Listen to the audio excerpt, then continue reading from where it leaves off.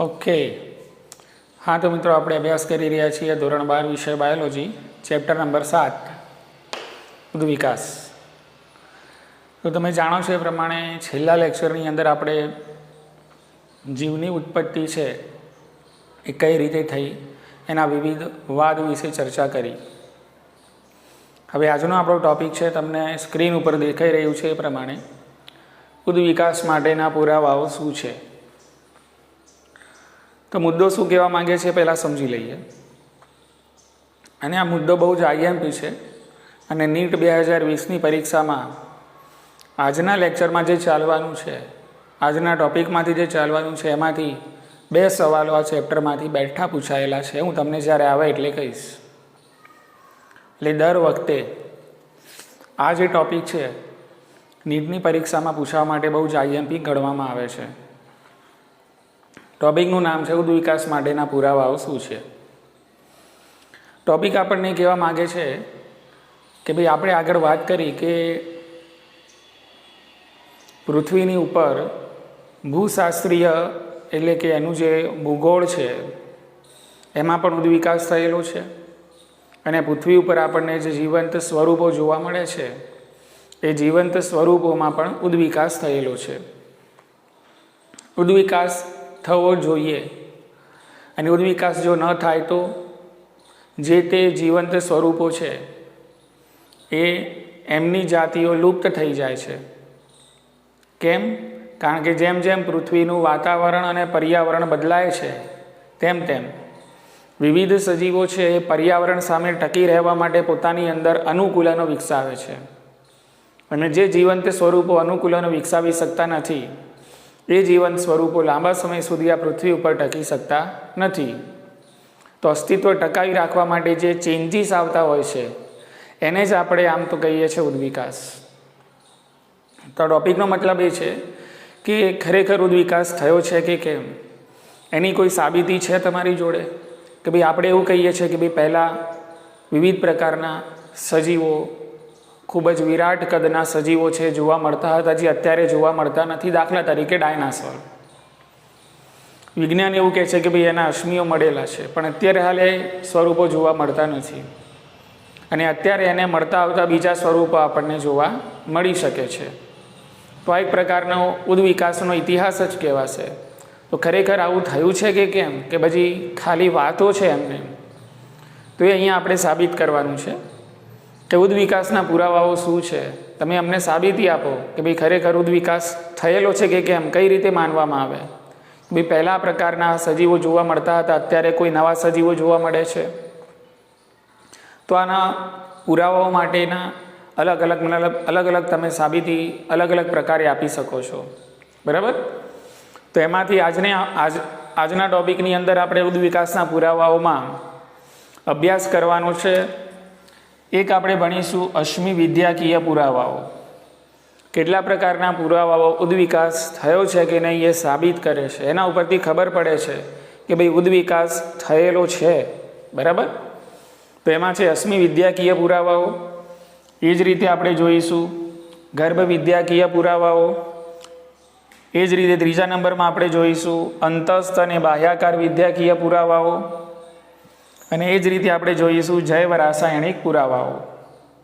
તો આ બધાનું આપણે વિસ્તૃતમાં આજે ચર્ચા કરવાની છે. કયા પુરાવાઓને કેમ એ નામ આપવામાં આવેલું છે એની પણ આપણે ચર્ચા કરીશું, સાથે સાથે ઉદાહરણ પણ જોઈશું, બરાબર? તો ચાલો હવે આપણે અભ્યાસ શરૂ કરીએ છીએ. ઉદ્વિકાસ માટેના પુરાવાઓમાં એક પુરાવાઓ છે જેનું નામ છે અશ્મિ વિદ્યાકીય પુરાવાઓ.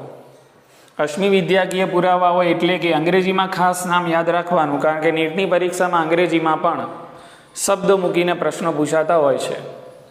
તો અશ્મિ વિદ્યાકીય પુરાવાઓને કહેવાય છે પેલેન્ટોલોજીકલ,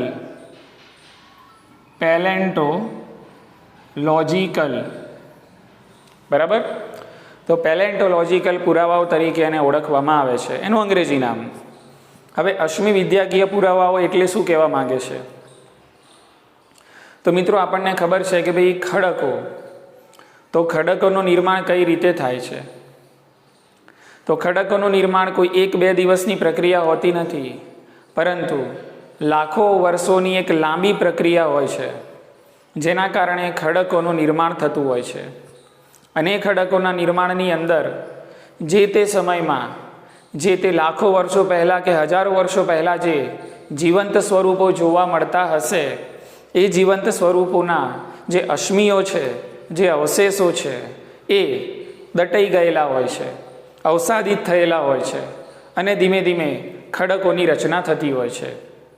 બરાબર? તો એ જે ખડકોની અંદર આપણને 1 બાય 1 અલગ અલગ અવસાદી સ્તરો જોવા મળે છે. અને આ જે અવસાદી સ્તરો છે એની અંદર સેન્દ્રિય પદાર્થો એટલે કે સેન્દ્રિય તત્વો છે એ જોવા મળે છે. અને આ સેન્દ્રિય તત્વો બીજું કંઈ જ નહીં પણ જે તે સમયમાં જોવા મળતા જીવંત સ્વરૂપો, એ પછી વનસ્પતિ હોય કે પછી પ્રાણી હોય, એમના અવશેષો, એમની જે છાપ હોય છે, એમના જે અશ્મિઓ છે એ જે તે સમયમાં દટાઈ ગયેલા હોય છે અને ખડકોનું નિર્માણ થતું હોય છે. તો જ્યારે ખડકો છે એને અભ્યાસ કરવામાં આવે અને આપણને કોઈક અશ્મિઓ તેમાંથી મળી આવે, તો એ જે અશ્મિઓ છે એનો આપણે અભ્યાસ કરીએ છીએ કે ભાઈ આ જે અશ્મિ મળી આવ્યું છે, આ જે અવશેષ જે તે વનસ્પતિ કે જે પ્રાણીનો મળી આવેલો છે, એ અવશેષ અત્યારે હાલ જે પૃથ્વી ઉપર વનસ્પતિને પ્રાણીઓ જોવા મળે છે એની સાથે આની કોઈ સમાનતા છે? અથવા તો એ જે અવશેષ મળી આવ્યો છે એ કેટલા વર્ષ જૂનો છે, એ અશ્મિ કેટલા વર્ષ જૂની છે, અને અશ્મિ છે એ કદાચ અત્યારે હાલ જે સજીવો વનસ્પતિને પ્રાણીઓમાં જોવા મળે છે એની સાથે કોઈ સમાનતા દર્શાવે છે કે કેમ? બરાબર? તો આ બધો ખ્યાલ આવે છે. તો આ બધો ખ્યાલ ક્યારે આવે છે આપણને? કે જ્યારે આપણે અશ્મિઓનો અભ્યાસ કરીએ છીએ. અશ્મિ વિદ્યા એટલે અશ્મિનો અભ્યાસ કરવો.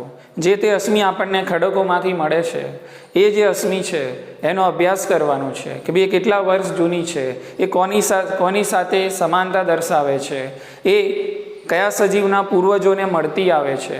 તો આના ઉપરથી આપણને ખ્યાલ આવે કે ભાઈ વર્ષો પહેલાં આવા સજીવો જોવા મળતા હતા કે જે ખડકોની અંદર એના અશ્મિઓ સ્વરૂપે દટાઈ ગયેલા છે, અને અત્યારે હાલ જે સજીવો જોવા મળે છે એમના એ પૂર્વજો પણ હોઈ શકે છે. તો આવું બધું આપણને ખબર પડે. તો આને આપણે કહીએ છીએ અશ્મિ વિદ્યાકીય પુરાવાઓ. બરાબર? તો આનું શાબ્દિક વર્ણન છે અહીંયા આપણે લખેલું છે, જેમાં તમારી બુકના બેઠા મુદ્દાઓ પૂછાય છે, એટલા માટે આપણે એ રીતે અહીંયા પહેલાં વર્ણન કરી દીધેલું છે. તો અશ્મિઓ શું છે એની અહીંયા વ્યાખ્યા છે, તો ખાસ મગજમાં ઉતારી લેજો. અશ્મિઓ શું છે? તો અશ્મિઓ ખડકોમાં રહેલા જીવંત સ્વરૂપોના સખત ભાગો છે. જીવંત સ્વરૂપોના સખત ભાગો છે. જીવંત સ્વરૂપો એટલે કે લાખો વર્ષો પૂર્વે અથવા તો હજારો વર્ષો પૂર્વે જે પૃથ્વી પર વનસ્પતિને પ્રાણીઓ આપણને જોવા મળતા હતા, એમના અવશેષો, એમના જે સખત ભાગો છે, બરાબર, એ સખત ભાગો દટાઈ જાય છે અને ખડકોનું નિર્માણ થાય છે. તો એ જે સખત ભાગો છે એને ફોસિલ્સ, અંગ્રેજીમાં ફોસિલ્સ એટલે કે અશ્મિઓ તરીકે એને ઓળખવામાં આવે છે. ખડકો સેન્દ્રિય તત્વોનું નિર્માણ કરે છે. ખડકો સેન્દ્રિય તત્વોનું એટલે કે આ બધા વનસ્પતિ અને પ્રાણીઓના જે અવશેષો છે એ દટાય છે અને અલગ અલગ ખડકોની અંદર વિવિધ સ્તરો બનાવે છે. બરાબર? એટલે ખડકોના કારણે સેન્દ્રિય તત્વોનું નિર્માણ થાય છે. પૃથ્વીના સ્તરોનો છેદ દર્શાવે છે કે સેન્દ્રિય તત્વોની એક સ્તર પર બીજા સ્તરની ગોઠવણી પૃથ્વીના લાંબા ઇતિહાસની છે. એટલે શું સમજાવે છે? કે આ રીતે વર્ષો પૂર્વે અત્યાર સુધી જે તે સમયમાં જોવા મળતા વનસ્પતિ અને જે પ્રાણીઓ છે એમના અવશેષો દટાઈ ગયા હોવાથી ખડકોની અંદર એટલે કે પૃથ્વીની અંદર સ્તરોમાં આપણને છેદ જોવા મળે છે. બરાબર? સમજી લો કે આ રીતે આ એક સ્તર, આ બીજું સ્તર, આ ત્રીજું સ્તર, આ ચોથું સ્તર. બરાબર? તો આ રીતે ખડકોનું નિર્માણ થાય છે.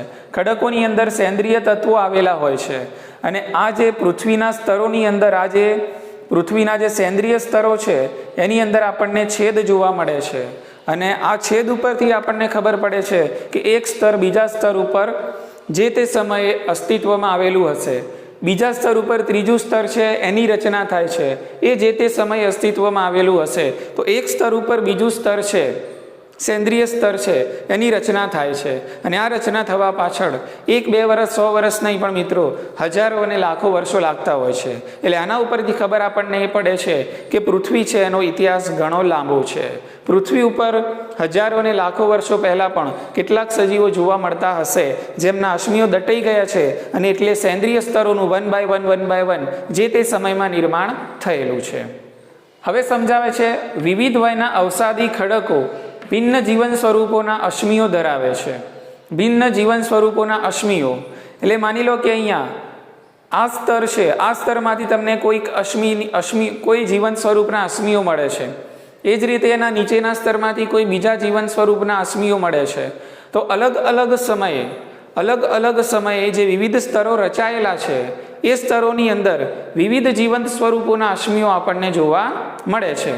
એના ઉપરથી આપણને શું ખ્યાલ આવશે કે અલગ અલગ સમયની અંદર વિવિધ જીવંત સ્વરૂપો વનસ્પતિને પ્રાણીઓના જોવા મળતા હશે એવો આપણને ખ્યાલ આવે છે.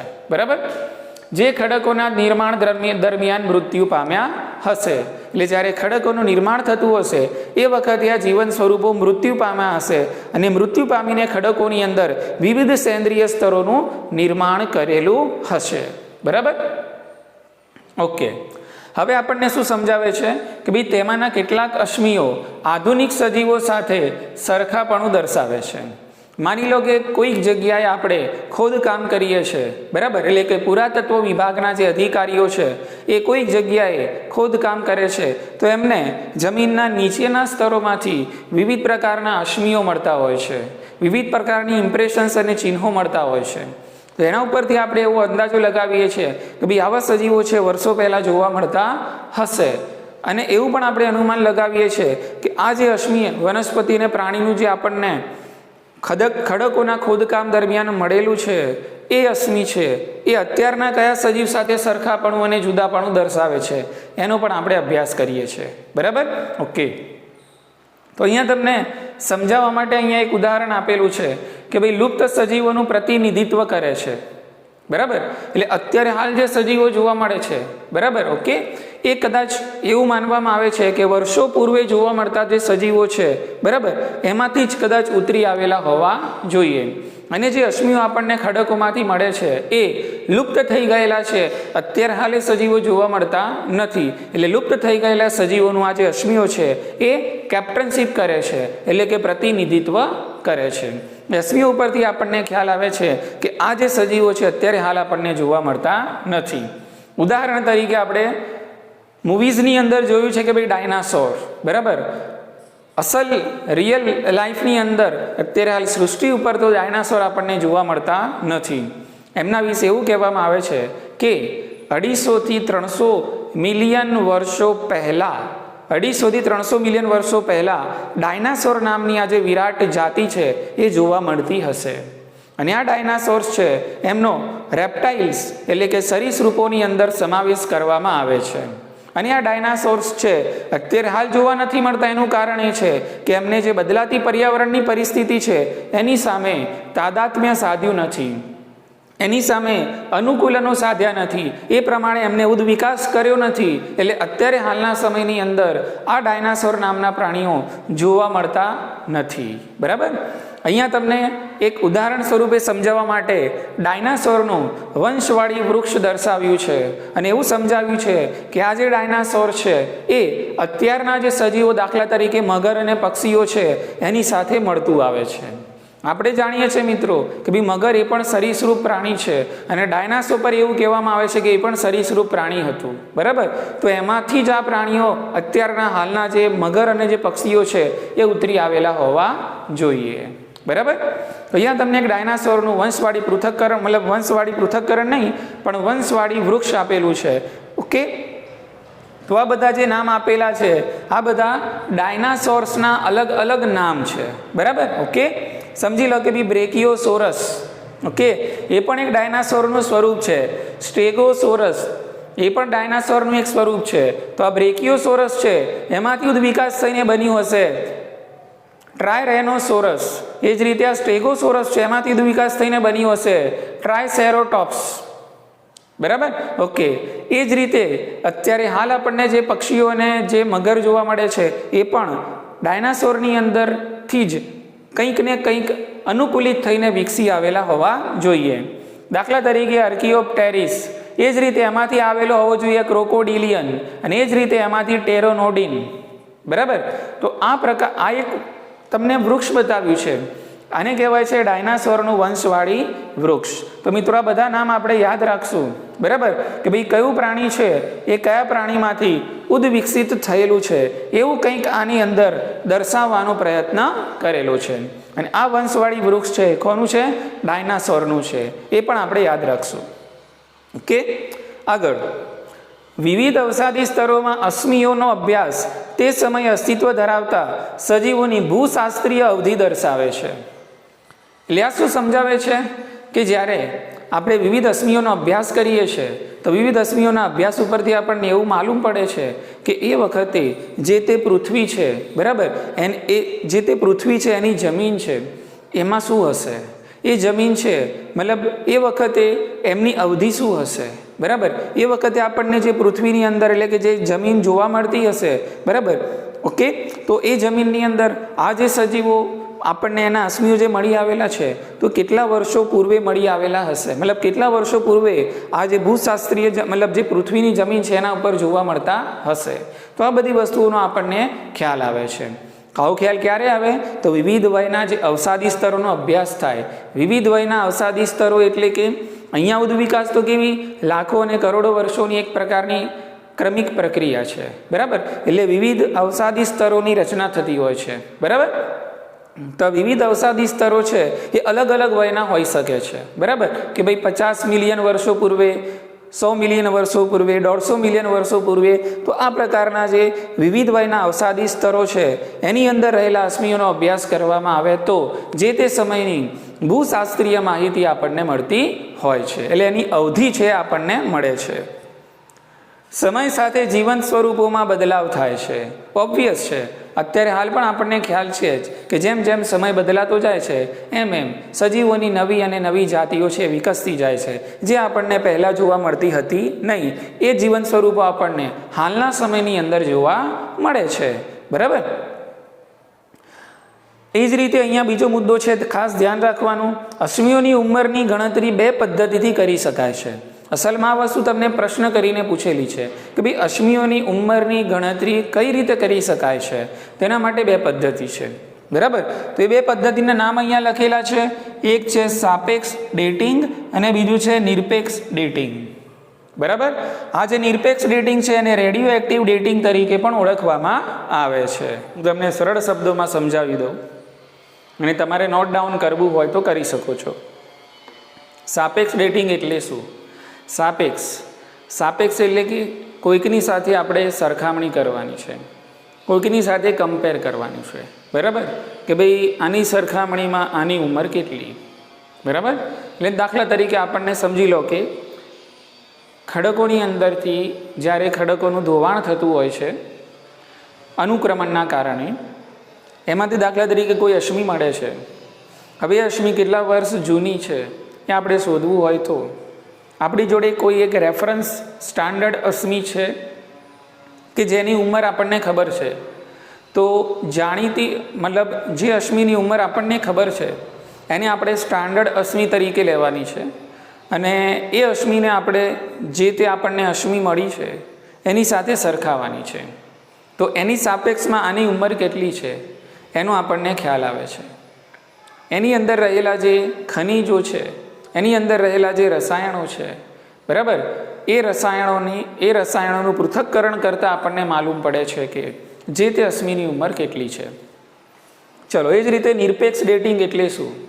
તો નિરપેક્ષ ડેટિંગની અંદર અહીંયા જે તમને અશ્મિ મળે છે એનું કોઈ બીજી અશ્મિ સાથે સરખામણી કરવામાં આવતી નથી, પરંતુ નિરપેક્ષ ડેટિંગની અંદર રેડિયો એક્ટિવ તત્વોનો ઉપયોગ કરવામાં આવે છે કે જે તમને જે તે સમયે ખડકની અંદરથી મળેલા છે અથવા તો ખડકનું ધોવાણ થવાથી મળેલા જે ખડકનું ધોવાણ થવાથી જે તમને અશ્મિઓ મળ્યા છે, તો એ જે જમીનની અંદર મળતા તમને રેડિયો એક્ટિવ પદાર્થો છે એ રેડિયો એક્ટિવ પદાર્થોનો અશ્મિઓની ઉંમર શોધવા માટે ઉપયોગ કરવામાં આવતો હોય છે.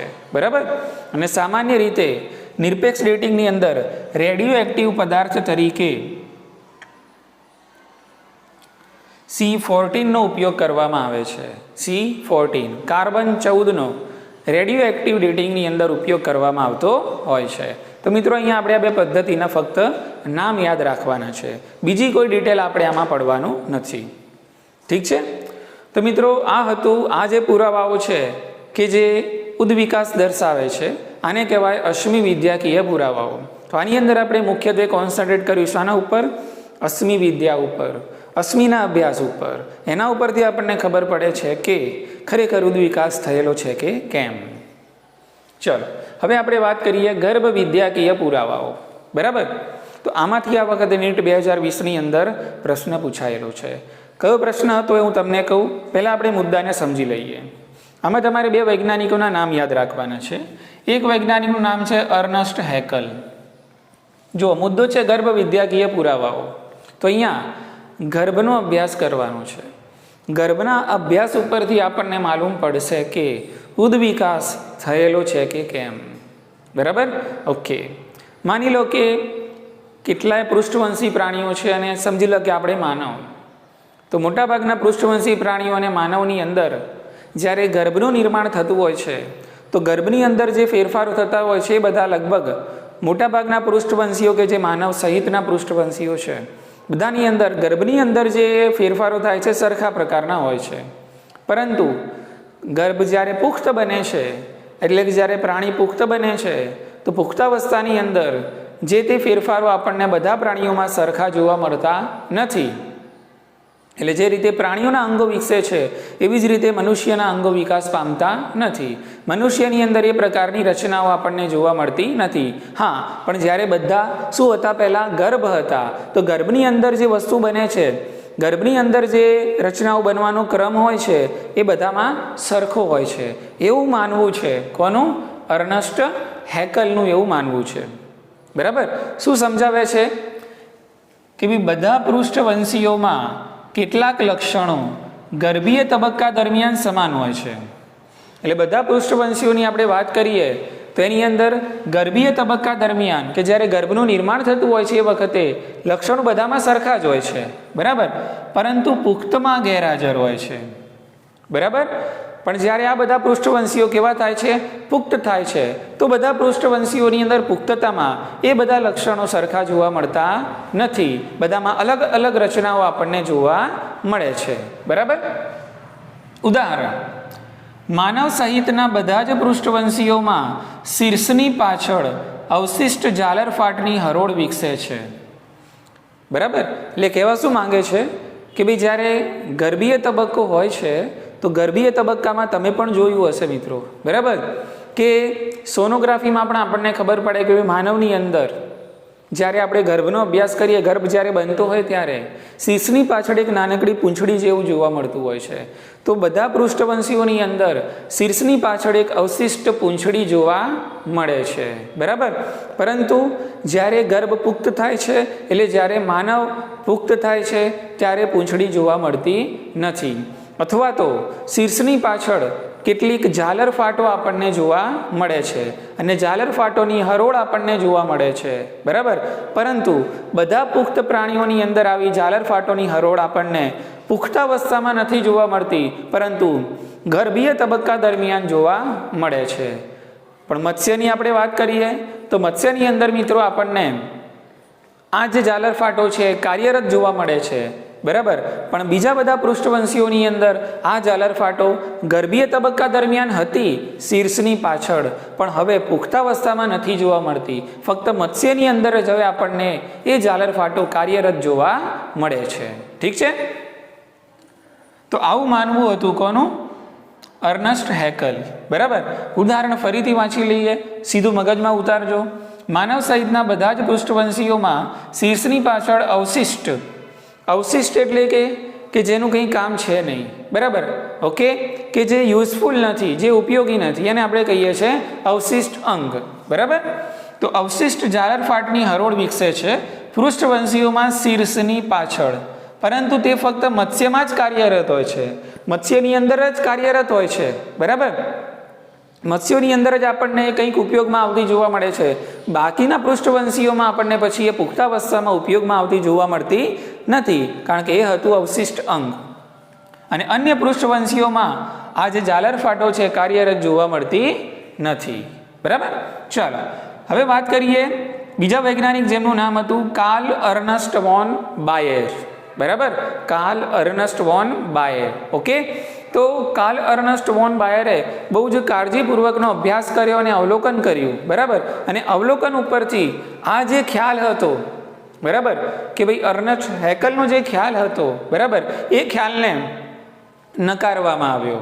એ ખ્યાલને શું કરવામાં આવ્યો મિત્રો? નકારવામાં આવ્યો. તો અહીંયા એ પ્રશ્ન પૂછાયેલો છે. બરાબર, કે ભાઈ અર્નસ્ટ હેકલ દ્વારા જે ગર્ભ વિદ્યાકીય પુરાવાઓ આપવામાં આવેલા હતા એ પાછળથી કોના દ્વારા નકારવામાં આવ્યા? તો ઓપ્શનમાં તમને 4 વૈજ્ઞાનિકોના નામ આપેલા હતા, એમાંથી તમારે સિલેક્ટ કરવાનું હતું કાર્લ અર્નસ્ટ વોન બાયર. બરાબર, તેમને કાળજીપૂર્વકના અભ્યાસ અને અવલોકનો પરથી આ જે પડકાર મતલબ આ જે કથનો છે, બરાબર, એમને નકાર્યા. તેમનું કહેવું શું છે? તો ગર્ભ અન્ય પ્રાણીઓના પુખ્ત તબક્કામાંથી ક્યારેય પસાર થતો નથી. બરાબર, ગર્ભ અન્ય પ્રાણીઓના પુખ્ત તબક્કામાંથી ક્યારેય પસાર થતો નથી. ઠીક છે, તો આ વિધાન સીધું મગજમાં ઉતારવાનું છે. કોના વિશે? કાર્લ અર્નસ્ટ વોન બાયર વિશે. ઓકે, તો મિત્રો આ હતા ગર્ભ વિદ્યાકીય પુરાવાઓ. એટલે ગર્ભ વિદ્યાનો આપણે અભ્યાસ કરીએ તો પણ આપણને ખ્યાલ આવે છે કે અત્યારે હાલ જે પૃથ્વી પર સજીવો જોવા મળે છે એ સજીવો કદાચ મતલબ એ સજીવો છે એ વર્ષો અને લાખો વર્ષો પહેલાં જે જોવા મળતા સજીવો છે એમાંથી જ ઉતરી આવેલા હોવા જોઈએ, કારણ કે એમની ગર્ભ વિદ્યામાં શું જોવા મળે? આપણને સમાનતા જોવા મળે છે. તો અહીંયા 2 પંચ છે મિત્રો. એક અર્નસ્ટ હેકલ છે, એમનું કથન શું છે યાદ રાખવાનું છે, અને કાર્લ અર્નસ્ટ વોન બાયરે પછી એમનું જે કામ છે એને શું કર્યું? નકાર્યું. તો આ વૈજ્ઞાનિકનું નામ અને એમનું જે કથન છે આપણે યાદ રાખવાનું છે. ચાલો હવે આપણે આગળ વધીએ. ત્રીજા પુરાવાઓ એ શાના ઉપર આધારિત છે? મોસ્ટ આઈએમપી, અને આમાંથી પણ નીટ 2020ની અંદર એક પ્રશ્ન પૂછાયેલો છે. સમજવા માટે બહુ જ ઈઝી છે મિત્રો. બરાબર, કે અંતસ્થ અને બાહ્યાકાર વિદ્યાકીય પુરાવાઓ. ઓકે, એટલે આપણે અત્યારે જે સજીવો જોવા મળે છે એમની અંતસ્થ અને બાહ્યાકાર વિદ્યાનો અભ્યાસ કરીએ. બરાબર, ઓકે, અને એની આપણે તુલના કરીએ કોની સાથે? એટલે એની જે અંતસ્થ અને બાહ્યાકાર વિદ્યા છે એની તુલના કરીએ વર્ષો પૂર્વે જોવા મળતા સજીવોની સાથે. તો આપણને શું જોવા મળશે મિત્રો? કેટલીક સમાનતાઓ અને કેટલુંક જુદાપણું પણ આપણને જોવા મળશે. અને સમાનતાઓના આધારે આપણે એવું નક્કી કરી શકીએ છીએ કે કદાચ અત્યારે હાલ જે સજીવો જોવા મળે છે એમની અંતસ્થ અને બાહ્યાકાર વિદ્યા પૂર્વે જોવા મળતા સજીવો છે એમની અંતસ્થ અને બાહ્યાકાર વિદ્યા સાથે મળતી આવે છે. તેથી આપણે કહી શકીએ કે અત્યારે હાલ જોવા મળતા સજીવો છે એ એમના આ પૂર્વજો છે, અથવા તો તેઓ સમાન પૂર્વજો ધરાવે છે. તેમના પૂર્વજો નક્કી કરી શકાય છે. આ મુદ્દાનો કહેવાનો મતલબ એ છે. બરાબર, તો સમાનતાઓ પરથી નક્કી કરી શકાય કે સમાન પૂર્વજોમાંથી હાલના સજીવો ઉતરી આવ્યા છે. એટલે મતલબ કે તમને અંતસ્થ અને બાહ્યાકાર વિદ્યાની દ્રષ્ટિએ સમાનતા જોવા મળે તો તમે એવું કહી શકો છો કે હાલના સજીવો છે એમના પૂર્વજોમાંથી ઉતરી આવ્યા હશે. હવે અહીંયા અંતસ્થ અને બાહ્યાકાર વિદ્યાની અંદર 2 પ્રકારના ઉદ્વિકાસ છે, તમારે ખાસ યાદ રાખવાના છે. હવે 2 ઉદ્વિકાસના પહેલાં તો આપણે નામ સમજી લઈએ. તો અહીંયા છે એક અપસારી ઉદ્વિકાસ. એટલે આની અંદર જ આવશે આ મુદ્દો અંતસ્થ અને બાહ્યાકાર વિદ્યાકીય પુરાવાઓ છે. આ ટોપિકની અંદર એક મુદ્દો આવશે અપસારી ઉદ્વિકાસ. અપસારી ઉદ્વિકાસને કહેવાય છે ડાયવર્જન્ટ. આને કહેવાય છે ડાયવર્જન્ટ ઇવોલ્યુશન. બરાબર, શું છે આપણે સમજવાનો પ્રયત્ન કરીએ.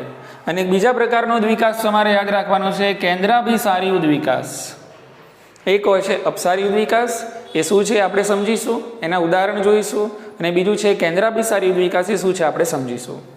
બરાબર, તો સૌપ્રથમ જોઈએ મિત્રો અપસારી ઉદ્વિકાસ. તો અપસારી ઉદ્વિકાસ એટલે કે શું? તો સમજી લો કે આપણે વેલ છે, ચામાચીડિયું છે, ચિત્તો છે, માનવ છે, આ બધાના અગ્ર ઉપાંગનો તમે અભ્યાસ કરો તો આ બધાના અગ્ર ઉપાંગોની અંદર આપણને સમાન રચના જોવા મળે છે. એમની અંતસ્થ વિદ્યા કેવી હોય છે મિત્રો? સમાન હોય છે. દાખલા તરીકે માનવની આપણે વાત કરીએ એના અગ્ર ઉપાંગની, આપણે ધોરણ 11ની અંદર કંકાલ તંત્રમાં ભણી ગયા કે અહીંયા હોય છે પ્રકોષ્ઠાસ્થિ, ભુજાસ્થિ, અહીંયા હોય છે ભુજાસ્થિ, એની નીચે આપણે જોઈએ છે બે અસ્થિઓ છે, અરિય અસ્થિ અને પ્રકોષ્ઠ અસ્થિ. એના પછી આપણને મળે છે મણિબંધાસ્થિ, પશ્વ મણિબંધાસ્થિ. બરાબર. તો આ પ્રકારના હાડકાઓ આપણને અગ્ર ઉપાંગની અંદર જોવા મળે છે. તો એવી જ રીતે વેલ છે, ચામાચીડિયું છે, ચિત્તો છે, આ બધાની અંદર પણ આ બધાના અગ્ર ઉપાંગો છે અંતસ્થ વિદ્યાની દ્રષ્ટિએ આ પ્રકારના અસ્થિઓ ધરાવે છે. દરેકની અંદર આપણને આ પ્રકારના અસ્થિઓ જોવા મળે છે. તે અસ્થિઓના નામો અહીંયા ફરીથી લખી દઉં છું. તો અગ્ર ઉપાંગની અંદર માનવની જેમ જ દાખલા તરીકે ભુજાસ્થિ, એ જ રીતે નીચે આવીએ એટલે આપણને મળે અરિય અસ્થિ, એ જ રીતે આપણને મળે પ્રકોષ્ઠાસ્થિ, એ જ રીતે આપણને મળે મણિબંધાસ્થિ, એ જ રીતે આપણને મળે પશ્વ મણિબંધાસ્થિ, અને એ જ રીતે આપણને જોવા મળે અંગુલિયાસ્થિ. બરાબર. બધું આપણને ભણી ગયેલા છીએ. તો એ જ રીતે તમે વહેલ, ચામાચીડિયું અને ચિત્તાના અગ્ર ઉપાંગનો અભ્યાસ કરો ને તેમાં પણ તમને અગ્ર ઉપાંગની અંદર આ બધા અસ્થિઓ જોવા મળશે. એનો મતલબ શું થયો? આ બધા જે ઉદાહરણ આપેલા છે એમના જે અગ્ર ઉપાંગો છે અંતસ્થ વિદ્યાની દ્રષ્ટિએ સમાનતા દર્શાવે છે. અંતસ્થ વિદ્યાની દ્રષ્ટિએ સમાનતા દર્શાવે છે. રચનાની દ્રષ્ટિએ આ બધા અંગો કેવા છે? સરખા છે. બરાબર. ઓકે. પરંતુ કાર્યની દ્રષ્ટિએ અલગ અલગ છે. સમજ્યા મિત્રો? કાર્યની દ્રષ્ટિએ અલગ અલગ છે. અગ્ર ઉપાંગો છે રચનામાં સરખા લાગશે આપણને, અંતસ્થ વિદ્યાની દ્રષ્ટિએ પણ સરખા છે, પરંતુ એ અલગ અલગ દિશામાં કેવા થયા છે અને અલગ અલગ અનુકૂલિત થયેલા છે. બરાબર. જેમ જેમ જે સજીવની જરૂરિયાત એ પ્રમાણે અગ્ર ઉપાંગો એમના કેવા થયેલા છે? અનુકૂલિત થયેલા છે. બરાબર. રચના સમાન છે પરંતુ કાર્યો અલગ છે. તો આ પ્રકારનો જે ઉદ્વિકાસ છે એને કહેવાય આપણે અપસારી ઉદ્વિકાસ, એટલે કે ડાયવર્જન્ટ ઇવોલ્યુશન. બરાબર. ડાયવર્જન સમજી લો કે આપણે એક રસ્તો આપણે આમ સીધા રસ્તામાં જઈએ છીએ. બરાબર. ઓકે. હવે વચ્ચે હર્ડલ આવે છે. બરાબર. સમજી લો કે કોઈ રોડનું કામ ચાલુ છે. હવે એમાંથી ઘણીવાર આપણે જોયું છે કે ભાઈ બે ડાયવર્ઝન પડે છે. આ રીતે આમ ડાયવર્ઝન પડે છે. ખ્યાલ આવી ગયો? એટલે આ જે ઉદ્વિકાસ છે એને કહેવાય ડાયવર્ઝન્ટ, એટલે કે અપસારી ઉદ્વિકાસ. એટલે મતલબ શું થયો કે રચના સરખી છે. શું છે? રચના સરખી છે, અંતસ્થ વિદ્યા સરખી છે, પરંતુ શું થાય છે? કાર્ય કેવા થઈ જાય છે? અલગ અલગ થઈ જાય છે. એટલે રચનામાં આપણે સમાન ચાલ્યા પણ કાર્યની દ્રષ્ટિએ અંગો કેવા થઈ ગયા? જુદા થઈ ગયા. તો આ જે ઉદ્વિકાસ છે જે અલગ અલગ દિશામાં કાર્યની દ્રષ્ટિએ જોવા મળે છે તેને કહેવાય અપસારી ઉદ્વિકાસ. ખ્યાલ આવી ગયો? અને આ પ્રકારના જે અંગો છે વેલ, ચામાચીડિયા, ચિત્તો અને માનવના જે અગ્ર ઉપાંગો છે એ શાનું ઉદાહરણ છે? તો એને આપણે કહીશું સમમૂલક અંગો. જે અંગો રચનાની દ્રષ્ટિએ, અંતસ્થ વિદ્યાની દ્રષ્ટિએ સમાનતા દર્શાવતા હોય પરંતુ કાર્યની દ્રષ્ટિએ ભિન્નતા દર્શાવતા હોય તેવા અંગોને સમમૂલક અંગો અથવા તો રચના સદસ્ય, એટલે રચના સદસ્ય એટલે રચના સરખી, અંતસ્થ વિદ્યા સરખી પરંતુ કાર્યો જુદા. અંગ્રેજીમાં એને કહેવાય હોમોલોગસ ઓર્ગન્સ. બરાબર.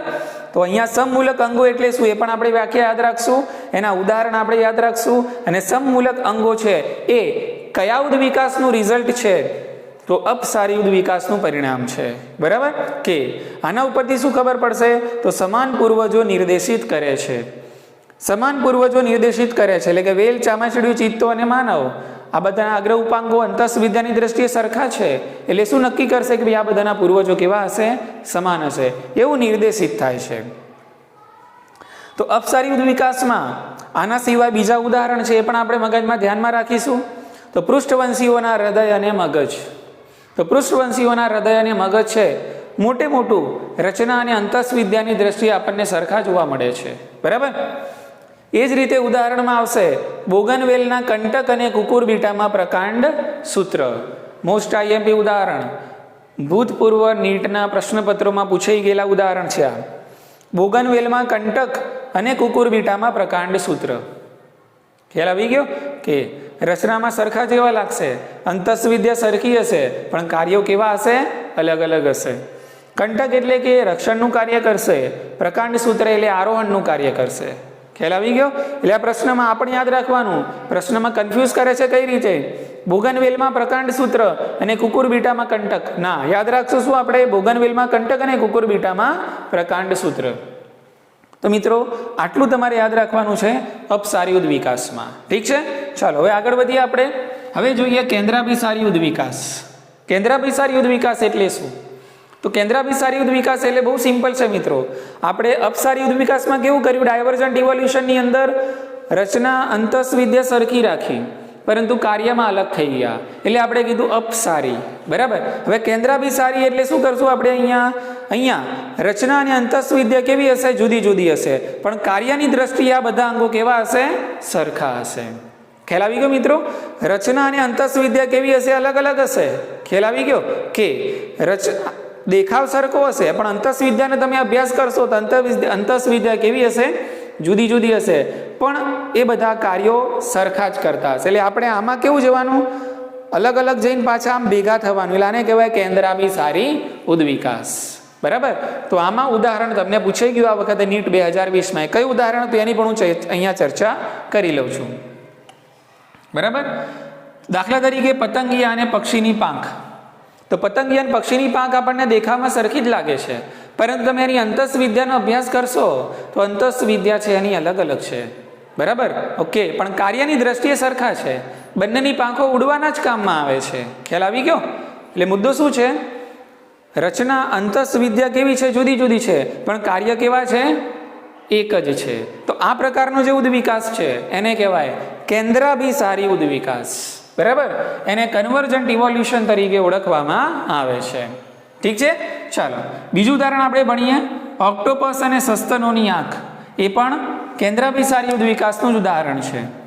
પેંગ્વિન અને ડોલ્ફિનના ફ્લિપર્સ. બરાબર. ઓકે, આ ઉદાહરણ આ વખતે નીટ 2020માં પૂછાઈ ગયું. બરાબર, કે ભાઈ પેંગ્વિન અને ડોલ્ફિનના ફ્લિપર્સ છે એ કયા પ્રકારના ઉદ્વિકાસનું ઉદાહરણ છે? તો તમારે 4 ઓપ્શન આપેલા હતા, એમાંથી એક ઉદ્વિકાસનું નામ પસંદ કરવાનું હતું, કેન્દ્રાભિસારી ઉદ્વિકાસ. બરાબર, સિમ્પલ. તો આજના ટોપિક જે ચાલે છે એમાંથી 2 પ્રશ્નો આ વખતે આ ચેપ્ટરમાંથી પૂછાઈ ગયેલા છે. બરાબર. તો પેંગ્વિન અને ડોલ્ફિનના ફ્લિપર્સ, અને એ જ રીતે શક્કરિયા મૂળનું રૂપાંતરણ અને બટાકા પ્રકારનું રૂપાંતરણ. બંનેના કાર્યો તો સરખા જ છે મિત્રો, બંનેના કાર્યો તો સરખા જ છે. મૂળનું રૂપાંતરણ એ પણ ખોરાક સંગ્રહનું કાર્ય કરે છે, બટાકા એટલે કે પ્રકારનું રૂપાંતરણ છે એ પણ ખોરાક સંગ્રહનું કાર્ય કરે છે. આપણે ધોરણ 11ની અંદર ભણી ગયા, પણ બંને અંતસ્વિદ્યાની દ્રષ્ટિએ સરખાપણું દર્શાવતા નથી. આ મૂળ છે ને આ પ્રકાંડ છે. ખ્યાલ આવી ગયો? એટલે અંતસ્વિદ્યા બંનેની કેવી છે, જુદી જુદી છે, પણ કાર્ય કેવા છે, સરખા છે. ઓકે, તો આ બધા એના જ ઉદાહરણ છે કે જેમાં રચના એટલે કે અંતસ્વિદ્યા છે એ અલગ અલગ છે, પણ આ બધા અંગો એક જ પ્રકારના કાર્યો કરવા માટે અનુકૂલિત થાય છે. બરાબર. તો આ પ્રકારના અંગોને તમે શું કહેશો મિત્રો? તો આ પ્રકારના અંગોને કહેવાય કાર્ય સદસ્ય.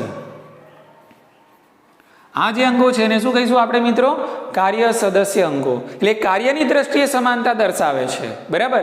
એટલે જો કાર્ય સરખા હોય તો પણ આપણે કહી શકીએ કે એમના પૂર્વજો કેવા હશે? સમાન હશે.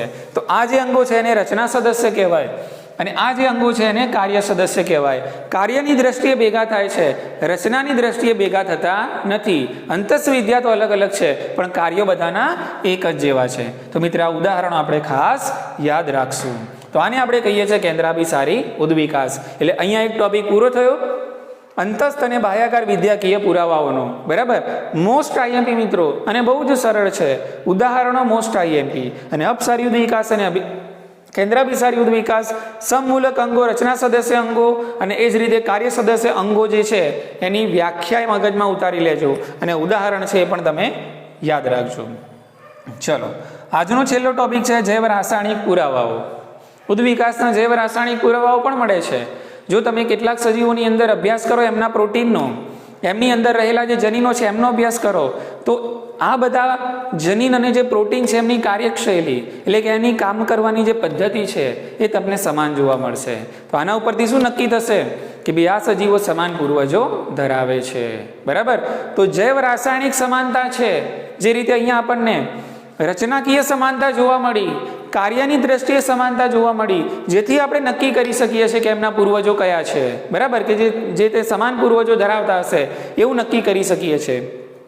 તો એવી જ રીતે આપણને કેટલાક સજીવોની અંદર પ્રોટીન અને જનીનની કાર્યશૈલીમાં પણ સમાનતા જોવા મળે છે. તો પ્રોટીન અને જનીનની કાર્યશૈલીની અંદર જે સમાનતા જોવા મળશે એના ઉપરથી પણ આપણે કહી શકીએ છીએ કે એ સજીવોના પૂર્વજો સમાન હશે. ખ્યાલ આવી ગયો? ઓકે. તો અહીંયા આપણે આધાર શું લીધો? જૈવ રસાયણો. બરાબર. જૈવ રસાયણો કયા? જનીન. જનીનની અંદર શું છે? ન્યુક્લિક એસિડ છે. પ્રોટીન શું છે? જૈવિક અણુ છે. તો આવા જે જૈવિક રસાયણો છે એ પણ કાર્યશૈલીની દ્રષ્ટિએ સમાનતા કેટલાય સજીવોમાં દર્શાવતા હોય છે, એક સરખું કાર્ય કરતા હોય છે. એના ઉપરથી પણ આપણને ખબર પડે કે આ બધા સજીવોના પૂર્વજો સમાન હશે, સરખા હશે. ઠીક છે મિત્રો? ઓકે. તો સમાન પૂર્વજોનું નિદર્શન કરે છે અને સમાન પૂર્વજોવાળી પરંપરા તરફ ઇશારો કરે છે. જેવી રીતે સમાન રચનાકીય સમાનતા આપણને સમાન પૂર્વજો તરફ ઇશારો કરે છે, એવી જ રીતે જૈવ રાસાયણિકીય સમાનતા પણ સમાન પૂર્વજો તરફ આપણને ઇશારો કરે છે. તો મિત્રો, આ હતું બહુ જ અગત્યનું લેક્ચર આજનું. આજે તમારે યાદ કરી લેવાનું છે. ઠીક છે? ઓકે. આની અંદર જે ઉદાહરણ આવ્યા, બરાબર, જે ઉદ્વિકાસીય જે પુરાવાના જે ટાઇટલ આપેલા છે એ પણ આપણે યાદ રાખશું. ઠીક છે? હવે આગળના લેક્ચરની અંદર બીજા આવા કેટલાક પુરાવાઓ છે કે જેના થકી આપણને ખબર પડે છે કે ખરેખર ઉદ્વિકાસ થયેલો છે કે કેમ. તો બીજા પુરાવાની વાત આપણે નેક્સ્ટ લેક્ચરમાં કરીશું. Thank you very much.